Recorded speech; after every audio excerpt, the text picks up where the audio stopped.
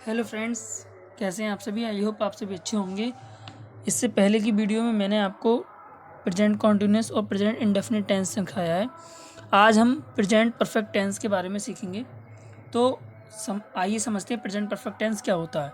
सबसे पहले present perfect tense को समझिए कि जो अभी अभी हाल फिलहाल में यानी अभी अभी जो रिसेंटली अभी अभी जो काम हुआ हो, अभी अभी का काम हुआ हो, उसको हम प्रेजेंट परफेक्ट टेंस में दिखा यानी प्रदर्शित करते हैं। कहने का मतलब है recently completed work, recently completed यानी जो अभी अभी रिसेंटली हुआ हो उस वर्क को हम, उस काम को हम, उस क्रिया को अगर हम दिखाएंगे तो उसको हम प्रेजेंट परफेक्ट टेंस में से दिखाएंगे। ठीक है, तो समझते हैं। आइए इसके बारे में पूरे रूल्स और बनाएंगे इसको। इससे पहले मैंने प्रेजेंट कॉन्टिन्यूस, प्रेजेंट इंडेफिनिट और सिंपल समझाया है। ये मैं टेंस सिखा रहा हूँ। इसके बाद में पैसिव वॉइस, नरेशंस सब इन्हें कंप्लीट इंग्लिश कराऊंगा। ये बिल्कुल बेसिक है। जिसको टेंस नहीं आती है वो टेंस यहाँ से समझ सकता है, जो समझ में नहीं आया कमेंट कर सकता है, और अगर सीखी हैं तो एक बार उसका रिवीजन हो जाएगा। ठीक है, तो आइएगा चलते हैं बिना देरी के साथ। तो सबसे पहले आपको प्रेजेंट परफेक्ट टेंस में याद क्या रखना है। देखिए रूल, सभी के रूल ही याद रखने हैं। कहने का मतलब ये है कि सबसे पहले आपको सब्जेक्ट, ठीक, सब्जेक्ट के बाद हम हेल्पिंग वर्ब के रूप में यहाँ पे हैज़ या फिर हैव लगाते हैं, प्लस वर्ब की थर्ड फॉर्म लगाते हैं, एंड देन ऑब्जेक्ट लगाते हैं। ठीक, हैज़ या फिर हैव, फिर हम वर्ब की थर्ड फॉर्म और ऑब्जेक्ट लगाते हैं। अब यहाँ पे ये बात समझना, देखिए एक साथ लिखा बता रहा हूँ, फिर मैं समझाऊंगा। अगर नेगेटिव हो, यानी ये तो अफर्मेटिव था, अगर हम इसी को नेगेटिव बनाएंगे तो हैज़ या फिर हैव तो ऐसे ही लिखेंगे, बस इसके बाद हम नॉट भी लगा देंगे और वर्ब की थर्ड फॉर्म ऐसे as it is plus object. Okay, सही है, वर्ब की थर्ड फॉर्म प्लस ऑब्जेक्ट। अब आगे समझना, देखिए हैज़ और नॉट मिल करके कभी कभी हम हैज़ंट भी लिख देते हैं ऐसे। ठीक, वैसे ही हम हैव और नॉट लिख करके मिला करके हम हैवंट भी लिख देते हैं। तो ये इसका कॉम्प्लिकेट फॉर्म है। ठीक है, कंप्रेस करके हमने इसको लिख दिया है। इसका मतलब हैव नॉट, हैज़ नॉट ही है, इससे कोई फ़र्क पड़ने वाला नहीं है। ठीक है, ये नेगेटिव हो गया। अगर हम इसी को इंटरोगेटिव फॉर्म में लिखेंगे तो हैज़ या फिर हैव पहले लिखेंगे, उसके बाद हम सब्जेक्ट लिखेंगे, एंड देन वर्ब की थर्ड फॉर्म लिखेंगे, फिर ऑब्जेक्ट लिखेंगे, एंड में क्वेश्चन मार्क लगाएंगे। सही है। अब बस आपको समझना ये है कि ये समझना है कि हैज़ किसके साथ आता है और हैव किसके साथ आता है। देखिए हैज़ सभी सिंगुलर सब्जेक्ट के साथ आता है, सभी सिंगुलर सब्जेक्ट्स के साथ क्या आता है, हैज़ आता है। और हैव सभी प्लूरल सब्जेक्ट के साथ आता है। ओके, ठीक है, सभी सिंगुलर सब्जेक्ट के साथ हैज़ आता है और सभी प्लूरल सब्जेक्ट के साथ हैव आता है। ये तो हमारी इंग्लिश में हमने समझ लिया। अगर आप कहेंगे सर अगर हम ट्रांसलेशन सीखेंगे तो हमें कैसे पता चलेगा कि ये प्रेजेंट परफेक्ट टेंस है, तो उसके लिए पहचान भी बताइए सर हिंदी में। तो देखिए हिंदी में पहचान समझिए। हिंदी में पहचान होता है कि चुका है, चुकी है, चुके हैं, ये वर्ड्स आते हैं। ठीक है, चुका है, चुकी है, चुके हैं, ये वर्ड्स आते हैं, यानी जिससे हमें ये पता चले कि अभी काम हो चुका है। ठीक, जैसे मैं लिखूं, मैं आपको कहूं कि राम स्कूल जा चुका है। अब इनका यूज़ कैसे होगा ऐसे समझिए। जैसे आपका फ्रेंड है राम और आप राम को बुलाने राम के घर गए। आप अपने फ्रेंड राम को बुलाने उसके घर पे गए और उसकी मम्मी ने अंदर से बोला राम तो अभी स्कूल जा चुका है। राम गया, मतलब कहने का मतलब राम तो स्कूल जा चुका है। ठीक है, या फिर राम के पापा ने आपको देख करके बहुत ज़ोर से आवाज़ लगाई, राम स्कूल नहीं जा रहा, तेरे दोस्त आ गए। तो मम्मी क्या बोलेंगे, राम स्कूल जा चुका है, यानी गया। ठीक है, अभी अभी गया ना, कहने का मतलब है ऐसा जो अभी गया। अब गया तो पास्ट में भी हो जाएगा, मतलब गया काफ़ी समय पहले गया। ठीक है, तो अभी अभी का टाइम हो रहा है, अभी अभी आप गए हैं, तो उसमें हम प्रेजेंट परफेक्ट का यूज़ करेंगे। ठीक है, तो इसको बनाइए। देखिए सब्जेक्ट क्या है इसमें, राम, तो हमने लिखा राम। अब राम सिंगुलर है या प्लूरल है, तो आप कहेंगे कि राम तो सिंगुलर है और सिंगुलर के साथ किसका यूज़ होता है? सिंगुलर के साथ हैज़ का यूज़ होता है। ठीक है, राम हैज़। फिर जाना यानी गया है। ठीक है, तो जाने की थर्ड फॉर्म फर्स्ट फॉर्म होती है गो, एंड इसमें हम थर्ड फॉर्म लगाते हैं तो थर्ड फॉर्म क्या लगाएंगे? गॉन। ठीक, कहाँ को गया है? तो to school. Ram has gone to school. देखिए, जब भी हम किसी उद्देश्य की ओर जाते हैं तो वहाँ पर हम टू लगाते हैं। जैसे राम कहाँ जा रहा है? राम का उद्देश्य कहाँ है? स्कूल में जाना। ठीक है, गया है, स्कूल को गया है, तो Ram has gone to school, इसलिए हमने टू लगाया।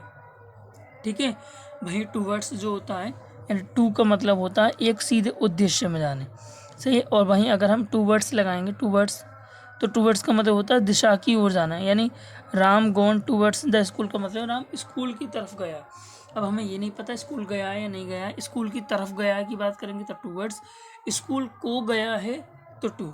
ठीक है, स्कूल गया है, मंदिर गया है, मार्केट गया है, ठीक है, या कहीं और भी अदर प्लेस गया है, तो उसके सेंस में हम टू का यूज़ करते हैं। ठीक है, तो ये तो था अफर्मेटिव कि Ram has gone to school.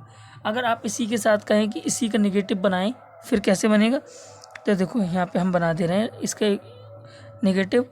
Ram has के साथ नॉट लग जाएगा, Ram has not gone to school, same to same ऐसे आ जाएगा, Ram has not gone to school. ठीक है, इसी का अगर हम इंटरोगेट बनाएंगे तो हैज़ पहले आ जाएगा, has Ram gone to school, question mark, Ram has gone to school. ठीक है, ये सब, ये तो था आपका बिल्कुल बेसिक। अब कुछ नोट पॉइंट्स लिखिए। ठीक है, जो कि आपको मतलब एडवांस इंग्लिश की ओर ले जाएगा। ठीक है, जो कि आपको याद करना है, जहाँ से एरर आते हैं कॉम्पिटिटिव एग्जाम में। ठीक है, तो वो वर्ड कौन से हैं? देखिए, कुछ नोट पॉइंट करके लिखिए। सही है, नोट क्या लिखेंगे? जब हमें टेंस में क्या दिखे? रिसेंटली दिखे, रिसेंटली। ठीक है, रिसेंटली दिखे, ऑलरेडी दिखे, ऑलरेडी, येट दिखे, सो फार दिखे, रिसेंटली, ऑलरेडी, येट, सो फार। अगर ये वर्ड्स आपको एक ट्रांसलेशन में दिख रहे हैं, एक सेंटेंस में दिख रहे हैं, तो वो सेंटेंस हमेशा प्रेजेंट परफेक्ट में ही बनेगा। सही है, प्रेजेंट परफेक्ट में ही बनेगा। ओके, अब आप कहेंगे सर इसके साथ एक पॉइंट और लिखना, जो येट होता है, येट, ये हमेशा निगेटिव सेंटेंस में बनेगा। ठीक है, किस में बनेगा? निगेटिव सेंटेंस में बनेगा। ठीक, जैसे अब मैं, आप कहेंगे सर एग्जाम्पल दो, तो मैं बोलूँगा ही हैज़ नॉट, सॉरी ये मैं नॉट लिखने वाला था, क्या लिख दिया मैंने? He has not reached home, reached home yet. ठीक, he has not reached home yet, यानी कहने का मतलब है वह अभी तक घर नहीं पहुंचा है। सही है, वह अभी तक घर नहीं पहुंचा है। ठीक, तो येट का यूज़ हमने किस लिए करा? इसमें निगेटिव सेंटेंस को दिखाने के लिए करा। ठीक है, हमने किसको दिखाने के लिए करा? निगेटिव सेंटेंस को दिखाने के लिए करा। ओके, आगे समझेंगे, आगे कुछ वर्ड्स इसके साथ। अब मैं आपको कुछ ट्रांसलेशंस दे रहा हूँ, वो आप बनाना, और बनाने के बाद मेरे से मतलब जैसे मैं बनाऊँ उसे चेक करना। अगर सेम हो तो कमेंट में लिखना कि हाँ हमारे सही गए, और नहीं समझ में आए कोई सा तो वो भी आप बता देना, मैं उसको अगली वीडियो में समझा दूँगा। ठीक है, जैसे मैंने पहले आपको लिखा, मैं कहता हूँ मैं खाना खा चुका हूँ, मैं खाना खा चुका हूँ। अगला लिखेंगे माताजी रोटियां सेक चुकी हैं।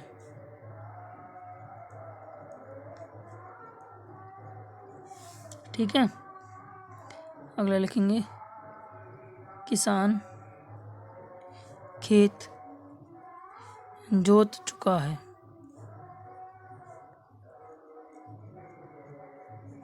ठीक है, अभी पहले ये 3 बनाइए। ठीक, जैसे मैंने बोला मैं खाना खा चुका हूँ। अब आपको इसमें क्या दिखेगा, यानी मैं के साथ क्या दिखेगा आप। ठीक, तो मैं यानी मैं का मतलब है आई हैज़, आई और आई के साथ हमेशा हैव आता है। क्या आता है, हैव आता है। ठीक है, आई हैव। अब देखो खाने की आप क्या लगाएंगे, ईटन भी लगा देंगे। ठीक है, आप क्या लगाएंगे यहाँ पे, I have eaten the food, वो भी ठीक है। लेकिन ईटन की जगह आपको अब जो नया वर्ड मिलेगा वो आएगा आई have had the food, had the food. अब आप कहेंगे सर ये हैड कहाँ से आ गए, भाई इस हैड का मतलब भी खाना खाना होता है। ठीक है, जैसे मैं कहूँ आई हैव हैड द ब्रेकफास्ट, यानी मैं ब्रेकफास्ट कर चुका हूँ। ठीक है, अगर मैंने इसमें अगर पास्ट में कहूँगा तो मैं क्या कहूँ, आई हैड द लंच, यानी मैंने खाना खा लिया। ठीक, इसमें अगर पास्ट की बात होगी तो 2 बार भी हेड आ जाता है, तो कई बार कन्फ्यूजन में 2 बार हेड लिख के दे देगा, फिर आप कहोगे कि ये इसमें 2 बार हेड है यानी ये मिसप्रिंट है। भाई वो मिसप्रिंट नहीं है, वहाँ हेड का मतलब खाना खाना ही होता है। ठीक है, हेड का मतलब क्या होता है, खाना खाना। ये हैव की फॉर्म है। ठीक, हैव की फॉर्म है। इस हैव का मतलब क्या है, हैव का मतलब है टेक अ मील, यानी खाने को आपको ग्रहण कर लिया, आपने खाना खा लिया। तो उसी तरीके से I have had the food. Okay, आपने ये बनाया होगा, मैं उम्मीद करता हूँ। I have eaten the food, वो बिल्कुल ठीक है, मैं गलत नहीं कह रहा। लेकिन मैंने यहाँ हेड इसलिए बताया है क्योंकि बहुत सारे टेंस में, बहुत सारे एग्जाम्स में यहाँ हेड लिख करके आता है, फिर आप कंफ्यूज हो जाते हैं। ठीक है, तो इसलिए मैं नहीं बताया। अगला, माताजी रोटियाँ सेक चुकी हैं, तो माताजी यानी मदर।